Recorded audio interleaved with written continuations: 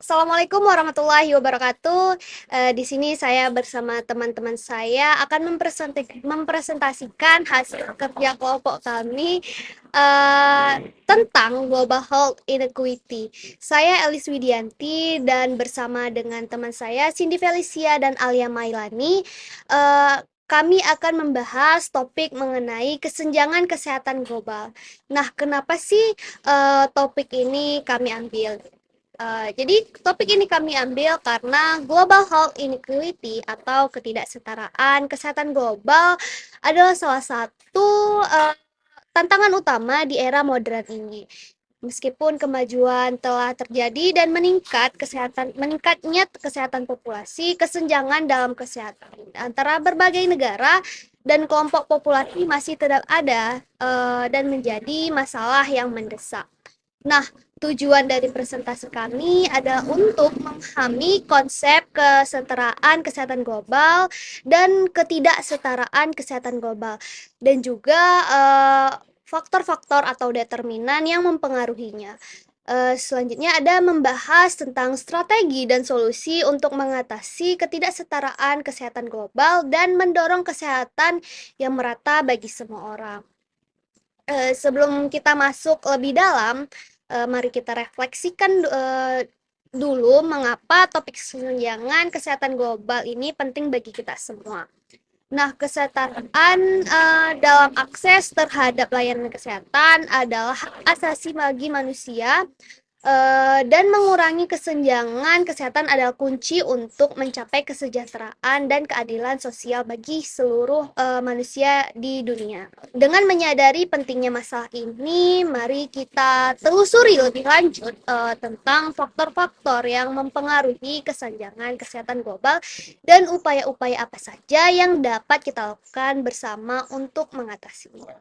Nah, sebelum kita masuki masalah kesenjangan kesehatan global, tentunya kita harus tahu dulu apa itu global health atau kesehatan global yang sebelumnya kita pelajari di mata kuliah Global Health and Current Issue yang diampu oleh Prof. Asmani. Jadi, kesehatan global didefinisikan sebagai bidang studi penelitian dan praktik yang memprioritaskan peningkatan kesehatan dan pencapaian kesetaraan kesehatan global untuk melintasi berbagai bidang ilmu kesehatan dan mengacu pada berbagai jenis pengetahuan.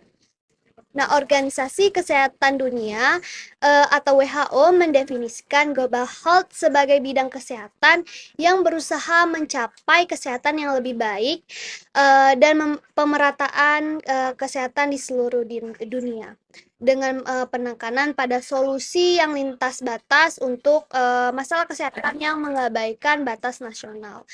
Nah, kesehatan global juga didefinisikan sebagai sebuah riset dan gerakan kolaboratif antara negara yang bertujuan untuk mempromosikan kesehatan bagi semua masyarakat, termasuk semua negara di dunia. Kolaboratif di sini melibatkan berbagai industri dan sektor dalam mencari solusi untuk permasalahan global. Sebelum memasuki ke kesenjangan, kita terlebih dahulu harus mengetahui apa itu kesetaraan.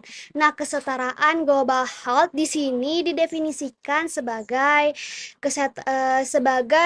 konsep di mana setiap individu di seluruh dunia memiliki hak yang sama untuk mencapai tingkat kesehatan yang optimal tanpa diskriminasi atau ketidaksetaraan dalam akses terhadap layanan kesehatan dan faktor-faktor yang mempengaruhi kesehatan lainnya. Nah, kesetaraan kesehatan global mengakui bahwa kesehatan adalah hak asasi bagi manusia yang fundamental dan setiap orang memiliki hak yang sama untuk hidup sehat dan produktif. Ini juga mencakup aspek-aspek penting seperti akses yang adil terhadap layanan kesehatan yang berkualitas, distribusi sumber daya kesehatan yang merata, dan kondisi lingkungan yang mendukung kesehatan dan kesetaraan dalam determinan sosial kesehatan seperti pendapatan, pendidikan, dan pekerjaan. Nah, selanjutnya kita akan memasuki ke Bagian utama dari materi ini yang pertama yaitu kesenjangan global health. Nah, kesenjangan kesehatan global health didefinisikan sebagai perbedaan yang signifikan dalam status kesehatan antara berbagai populasi atau masyarakat di berbagai wilayah, negara, atau region. Nah, kesenjangan atau ketidaksetaraan global health adalah tantangan besar yang ada di dunia saat ini dan berdampak pada populasi di berbagai wilayah, lingkungan sosial dan ekonomi. Nah, fokus utama dalam isu kesenjangan kesehatan global adalah akses yang tidak merata terhadap sumber daya dan hasil kesehatan yang ada di seluruh dunia. Nah, di slide ini ada peran penyakit terhadap kesenjangan global. Kesenjangan ini tercermin dalam tingkat kejadian diagnosis dini dan akses terhadap perawatan penyakit-penyakit yang berbeda, seperti tuberkulosis, HIV dan AIDS, kardiovaskular, diabetes, stunting, obesitas, dan penyakit lainnya. Nah, di sini ada beberapa gambar contoh dari penyakit-penyakit yang merupakan penyakit isu dari kesehatan global ya, isu global yang juga ikut terpengaruh yang ikut terpengaruh dan mengalami kesenjangan-kesenjangan dalam akses pelayanan kesehatan. Nah, di negara-negara berpenghasilan rendah dan menengah menanggung beban penyakit-penyakit ini secara tidak proporsional dengan akses yang lebih rendah ke diagnosis, pengobatan, dan layanan pencegahan. Faktor penyebab terjadinya kesenjangan ini terjadi karena kurangnya akses terhadap layanan pengobatan, kurangnya pendidikan tentang kesehatan, dan pola makan yang tidak seimbang, serta akses yang tidak adil terhadap sumber daya kesehatan, status sosial ekonomi, dan tingkat pendidikan dan budaya. Nah, selanjutnya ada tingkat pengaruh determinan sosial terhadap kesehatan. Nah, tingkat yang pertama itu ada tingkat individu. Yang dimana determinan individu ini memiliki pengaruh yang cukup signifikan terhadap kesejahteraan dan hasil kesehatan secara keseluruhan. Di poin pertama, di tingkat individu ini, yang pertama sekali ada pendidikan dan literasi kesehatan bagi setiap masing-masing individu. Nah, tingkat pendidikan seseorang secara langsung terkait dengan pemahaman tentang praktik kesehatan yang baik dan kemampuan dalam mengakses informasi kesehatan. Juga individu yang memiliki tingkat pendidikan yang lebih tinggi cenderung memiliki akses yang lebih baik terhadap layanan kesehatan dan mampu membuat keputusan yang lebih baik terkait kesehatan di tubuh mereka sendiri dan keluarga. Sebenarnya perilaku hidup sehat atau lifestyle ya, yang dimana perilaku seperti merokok, konsumsi alkohol berlebihan, pola makan tidak sehat, dan kurangnya aktivitas dapat menjadi faktor risiko untuk berbagai penyakit kronis dan infeksi menular. Kesadaran individu tentang pentingnya gaya hidup sehat dan kemampuan untuk mengadopsi perubahan yang positif dapat mempengaruhi kesehatan mereka. Ada genetika dan faktor biologis. Ini masih di tingkat individu. Nah, genetika dan faktor biologis ini memainkan peran penting dalam menentu kerentanan seorang terhadap penyakit tertentu dan respon terhadap pengobatan.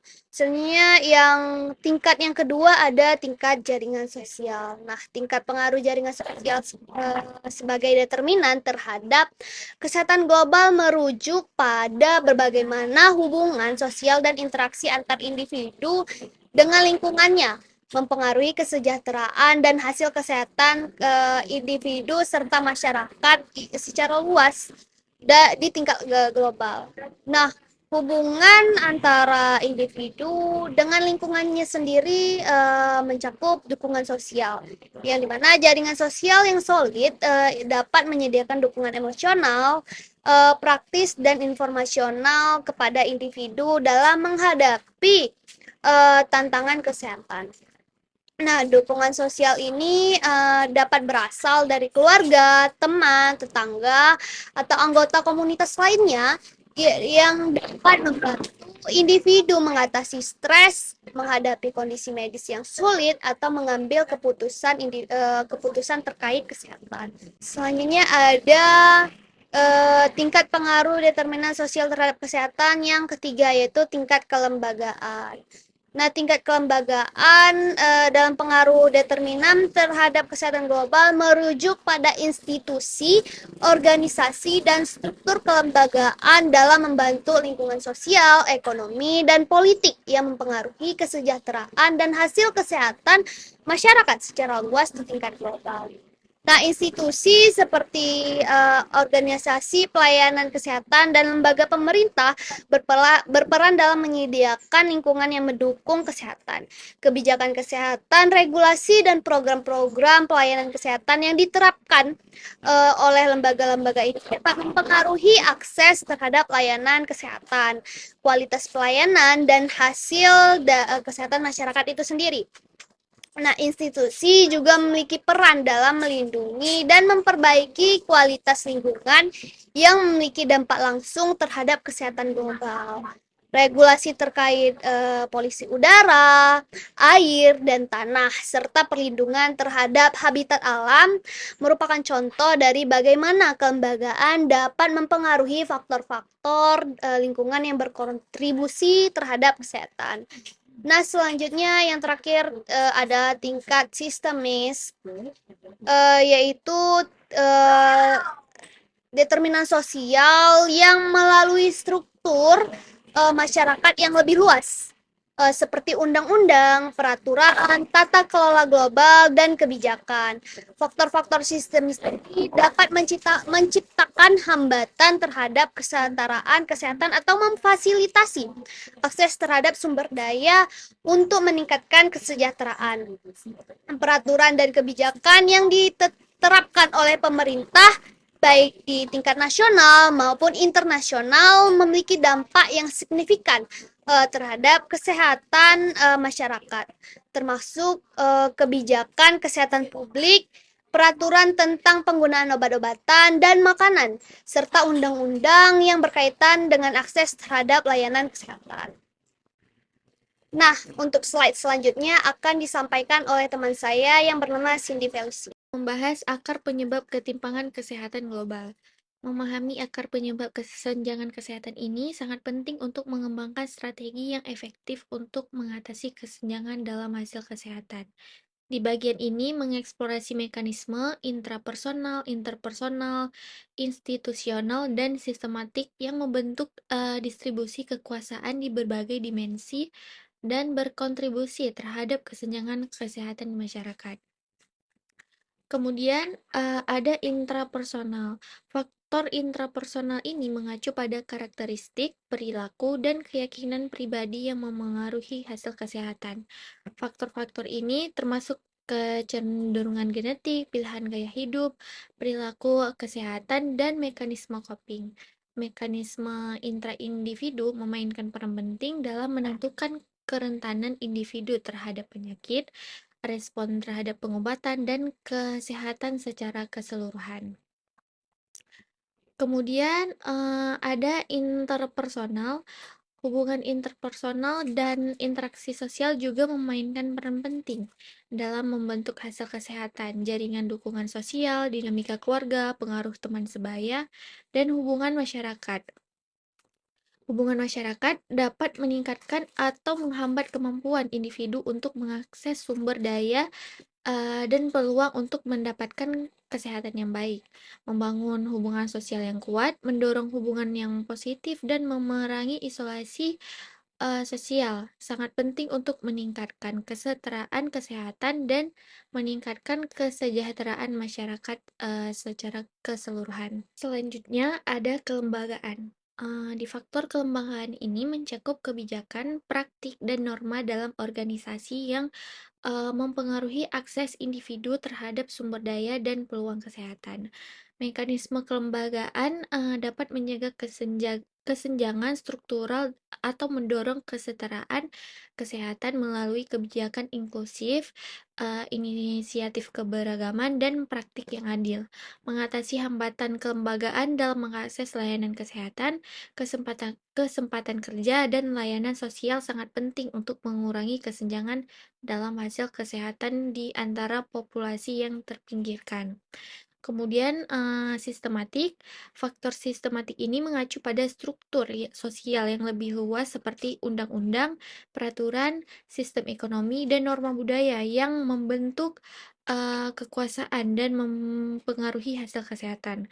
Mekanisme yang sistematik dapat melanggengkan kesenjangan dengan menciptakan hambatan terhadap akses terhadap layanan kesehatan, kesempatan pendidikan, stabilitas ekonomi, dan inklusi sosial. Mengatasi kesenjangan sistematik ini memerlukan perubahan kebijakan yang mengatasi akar penyebab kesenjangan kesehatan di tingkat masyarakat. Selanjutnya akan dibahas oleh rekan saya. Terima kasih. Nah, di slide ini kita akan membahas dampak determinan sosial terhadap ketimpangan kesehatan global.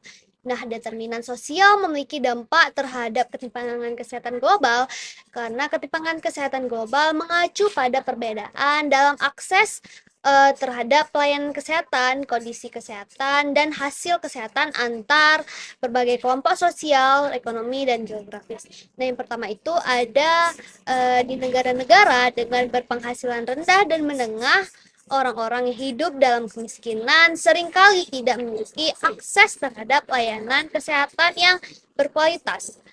Jadi faktor-faktor seperti pendapatan, pendidikan, dan status sosial ekonomi mempengaruhi akses individu terhadap pelayanan kesehatan yang berkualitas. Individu dari lapisan masyarakat yang lebih miskin atau daerah yang terpinggirkan seringkali menghadapi hambatan dalam mengakses layanan kesehatan yang dapat menyebabkan penundaan diagnosis, pengobatan yang tidak memadai, dan hasil kesehatan yang buruk. Nah, untuk yang kedua ada determinan kesehatan lingkungan atau dampak dari kondisi lingkungan. Kondisi lingkungan juga berdampak pada kesenjangan kesehatan lingkungan fisik, yang dimana individu tinggal dan bekerja dapat mempunyai dampak yang signifikan terhadap kesehatan mereka. Nah, faktor-faktor lingkungan seperti polusi udara, air bersih, sanitasi, dan akses terhadap makanan yang sehat dapat mempengaruhi kondisi kesehatan mereka secara luas. Nah, ketimpangan dalam akses terhadap lingkungan yang bersih dan sehat dapat menyebabkan perbedaan dalam prevalensi penyakit terkait lingkungan, seperti penyakit pernafasan dan infeksi usus. Nah, dalam slide ini kita akan membahas intervensi mengatasi ketimpangan kesehatan global. Nah, intervensi berbasis pendidikan, program edukasi dan pelatihan yang menargetkan kelompok rentan anak-anak dan keluarga miskin, komunitas adat dan penyandang disabilitas dapat membantu meningkatkan pengetahuan dan keahlian mereka sehingga membuka peluang akses yang lebih baik terhadap layanan kesehatan kesejahteraan. Nah, selanjutnya ada intervensi berbasis pendapatan, program transfer tunai bersyarat, subsidi perumahan dan program penanggulangan kemiskinan lainnya dapat membantu meningkatkan taraf hidup kelompok miskin dan rentan sehingga mengurangi risiko kesehatan yang terkait dengan kemiskinan. Nah, yang terakhir ada intervensi berbasis komunitas, memperkuat peran komunitas dalam pengelolaan kesehatan dan mendorong partisipasi masyarakat dalam program kesehatan preventif dapat meningkatkan kesadaran dan kepedulian terhadap kesehatan di tingkat individu dan kolektif. Nah, selanjutnya akan dibacakan oleh rekan saya. Nah, dalam slide ini kita akan membahas peran kebijakan dalam kesehatan. Nah, yang pertama, sumber daya yang adil. Kebijakan kesehatan global harus memastikan bahwa sumber daya kesehatan dialokasikan secara adil di seluruh dunia. Hal ini mencakup kesehatan dasar, distribusi obat-obatan, dan layanan kesehatan. Nah, yang kedua ada pencegahan penyakit kesehatan global. Harus fokus pada pencegahan penyakit termasuk vaksinasi, promosi kesehatan, dan pendidikan masyarakat. Pencegahan lebih baik daripada pengobatan, dan upaya pencegahan dapat mengurangi beban penyakit dan penyebaran penyakit menular. Nah, yang ketiga ada ketersediaan obat-obatan dan perawatan. Kebijakan harus memastikan ketersediaan obat-obatan finansial dan perawatan media yang terjangkau di seluruh dunia. Hal ini termasuk dukungan terhadap reproduksi obat-obatan yang generik, yang murah, dan membangun sistem distribusi yang efisien. Nah, yang keempat ada pendidikan dan pelatihan tenaga kesehatan. Kebijakan harus mendukung pendidikan dan pelatihan tenaga kesehatan di negara-negara berkembang untuk meningkatkan kepastian lokal dalam memberikan perawatan kesehatan yang berkualitas. Nah, yang terakhir ada penelitian dan inovasi. Kebijakan kesehatan global harus mendukung penelitian dan inovasi dalam bidang kesehatan untuk mengembangkan solusi baru dan tenaga kesehatan global, termasuk pengembangan vaksinasi, obat-obatan, dan teknologi medis. Di slide terakhir, kita akan membahas arah penelitian masa depan. Yang pertama itu pentingnya penelitian interdisipliner, di mana penelitian ini diperlukan untuk memahami kompleksitas faktor sosial yang saling berhubungan dan dampaknya terhadap kesehatan.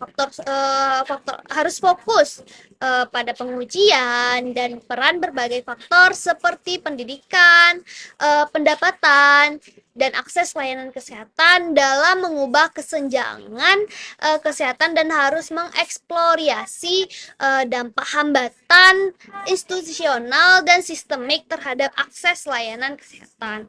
Nah, selanjutnya ada strategi mengatasi kesenjangan kesehatan.